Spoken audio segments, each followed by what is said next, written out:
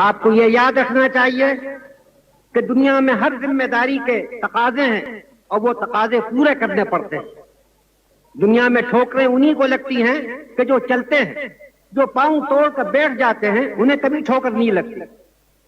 گرتے وہی ہیں کہ جو دوڑیں گے. کانٹے انہی کے تلووں میں چپتے ہیں کہ جو دوڑتے ہیں. جب تک کہ آزادی ہمارے ہاتھ میں نہ تھی، آپ کے ملک کا کیا حال تھا؟ وہ اپنی قسمت کا مالک نہیں تھا، اس کی قسمت دوسروں کے ہاتھوں میں. آپ کا امن بھی آپ کے قبضے میں نہ تھا، آپ کی بے امنی بھی آپ کے قبضے میں نہ تھی. جب کبھی ملک میں بد امنی ہوتی تھی تو آپ اپنے طرف نہیں دیکھتے تھے، ان کے طرف دیکھتے. جب آپ کو کوئی تکلیف و پریشانی ہوتی تھی آپ ان کے آگے مجبور ہوتے تھے کہ اپنا ہاتھ بڑھائیں. لیکن آج وہ نہیں. آج اپنی قسمت کے آپ خود مالک ہیں. اور اگر آپ مالک ہیں اور میدان میں کھڑے ہوئے ہیں تو یہ یاد رکھیے کہ طرح طرح کی آزمائشیں پیش آئیں گی.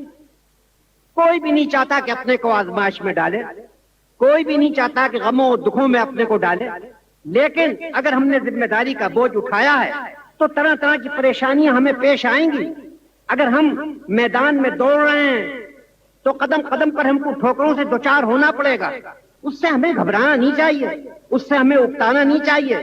مرد بن کر ان تمام ذمہ داریوں کو اٹھانا چاہیے اور ان پریشانیوں کا مقابلہ کرنا چاہیے. اگر ایک زندہ انسان ہے اور اس کی رگوں میں گرم اور زندہ خون دوڑ رہا ہے تب اس کے لیے بیماریاں بھی ہیں، ٹھوکریں بھی ہیں، مصیبتیں بھی ہیں، ہر طرح کی پریشانیاں بھی ہیں. تو زندگی کا معنی یہی ہے کہ ہم بوجھ اٹھائیں، اور بوجھ اس طرح نہ اٹھائیں کہ گھبرائے ہوئے اٹھائیں، مردوں کی طرح ہمت کے ساتھ اٹھائیں.